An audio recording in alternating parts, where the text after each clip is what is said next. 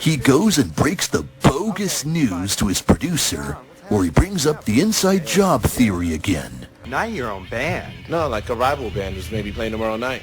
And he has him check a rival band playing. Punk rock band playing? The Felons? They're rehearsing right now, down in the basement. Hey, quit right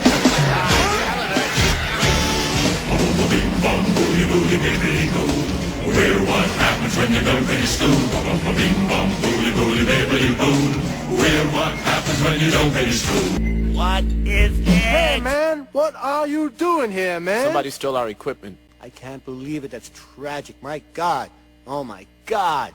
Oh, God, that's terrible. What's this world coming to? My God. Oh, no. That's no... My God. Yeah, whatever. End of civilization. When that goes nowhere, he's informed that he had lousy equipment anyway, and goes on about how the big man always squashes the little man. Yeah, that fits the pattern. What pattern? Somebody's ripped off every small-time band in town. First I thought it was a maniac, but now I think it's a major record company.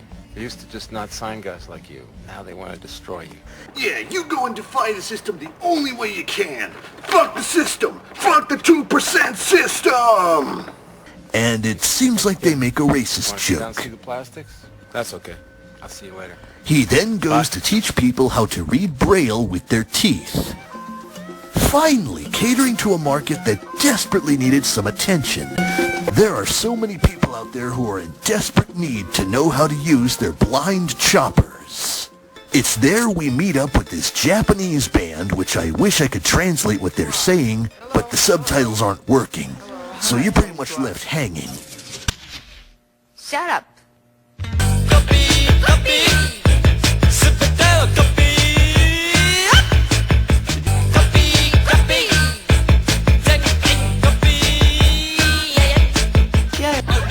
Showtime. This season's theme song to Saint Seiya is really weird. I didn't say that. Well, anyway. He paints a portrait of the great dictator, Roep, crown and all. We're in this endless void and stuff, like the sermon said earlier. And the earth was formless, void, darkness upon the face of the deep. The spirit moved across the water and there was light. My soul is an island. My car is a Ford. I want to be like Mike. Plunging. Hey, expunging. He ends up in this shindig with an entire onslaught of disco ball models who are on this Broadway performance art piece.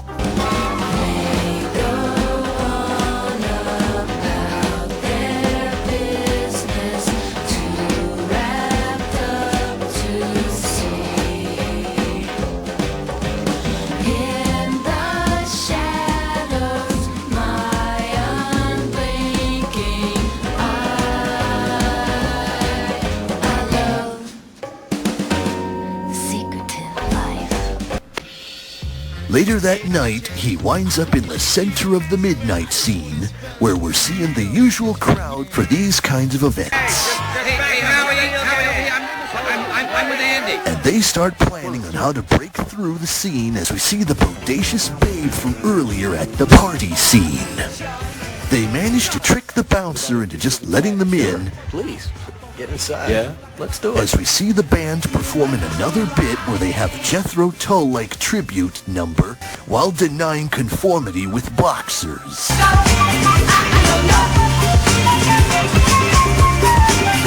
They also seem to be doing an attempt at G.G. Allen-type stunts while forgetting the fundamentals necessary for the part, like the constant on-stage self-mutilations and stuff.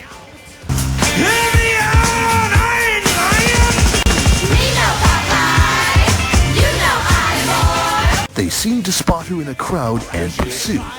No matter how much you try, I'll stop it. There. I want to stop it. Right back.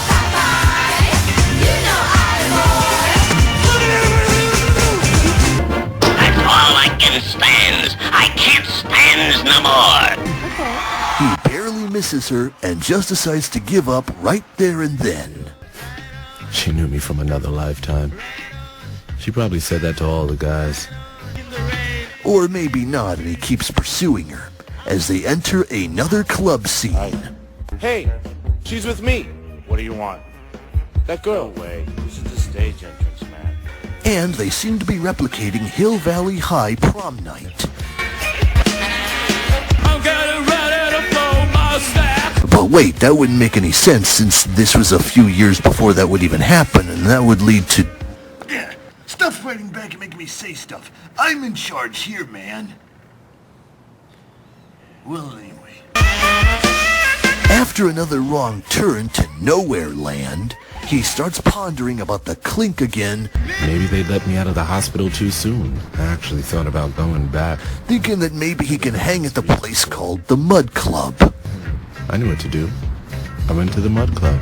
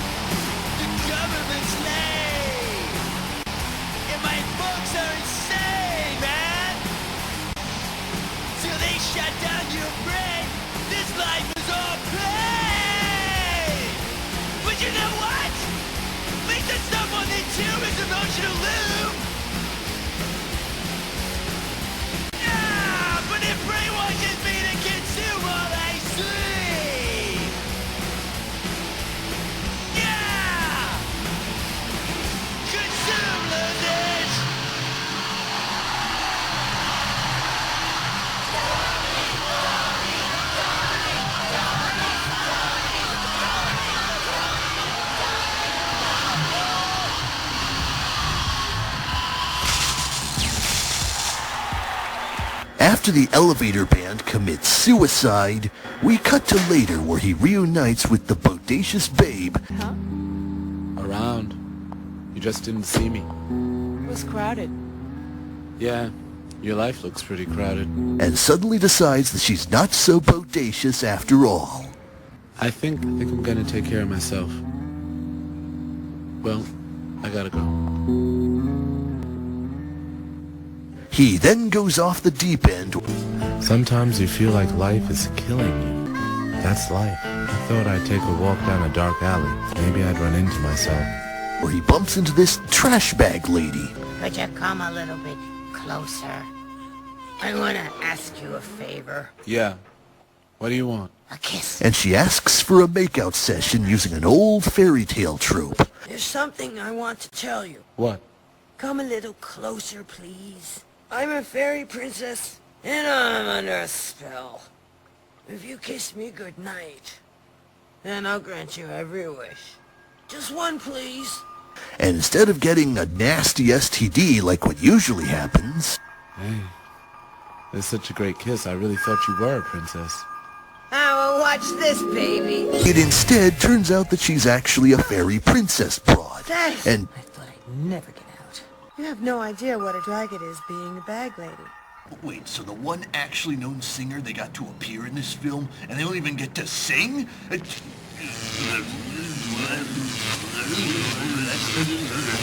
Well, anyway, let's wrap this up before he regains charge. I really can't thank you enough for getting me out of that mess. he earns himself another jackpot makeout session, which turns out to be a quite literal jackpot. Boom. Boom for real. Which then leads to one last sermon. And the earth was formless, void, darkness upon the face of the deep. The spirit moved across the water and there was light.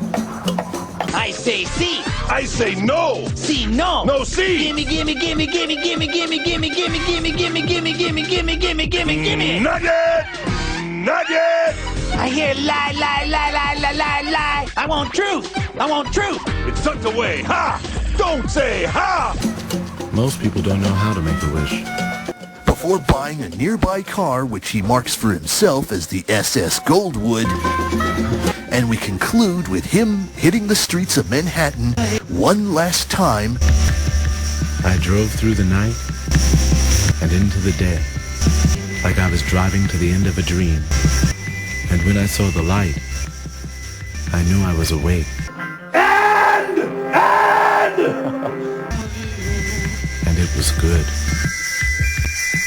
And the movie just kind of ends.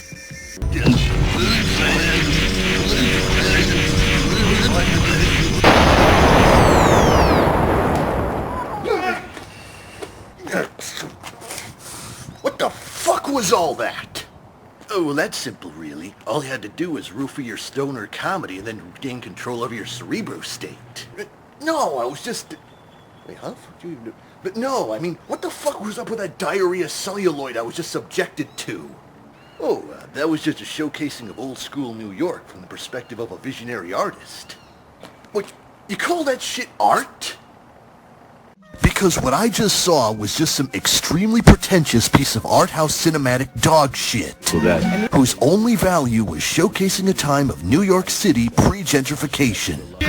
I guarantee that if this shit was actually released on schedule back in the 80s, it would have just been seen for what it is, an incomprehensible hodgepodge of interior semiotic-type pseudo-intellectual regurgitation of some 5th grade level ideology after having discovered what art museums are like without even the slightest hint of what they were meant for, and then thinking they could throw in any sort of half-assed malarkey and somehow call it art. Oh, so you're just gonna go back to that mass-produced assembly line you call Hollywood? Now, I know that you feel the Hollywood system is no good. I myself am utterly aware of how flawed the system is. But that doesn't mean that completely dismissing it will do any good. Especially if you have a completely directionless vision. And sometimes it's for the best when you try to work around the system rather than, against it. Now, you're just being a conformist, man. That's it. I may have to settle this. Oh, you mean with one of those extremely lame and convoluted fight scenes? Nope.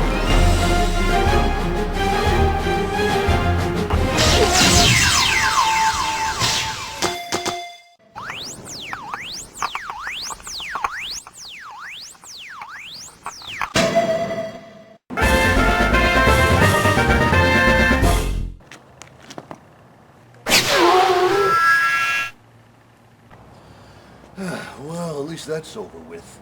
Don't worry, he'll probably get too stoned to remember any of this in about a week or so. Oh, and sorry for the lack of updates recently. Things have sort of been out of control, as you can clearly see. Well, until next time when we deal with that whole stoner comedy trilogy thing planned. Christ, it's gonna take me forever to shave.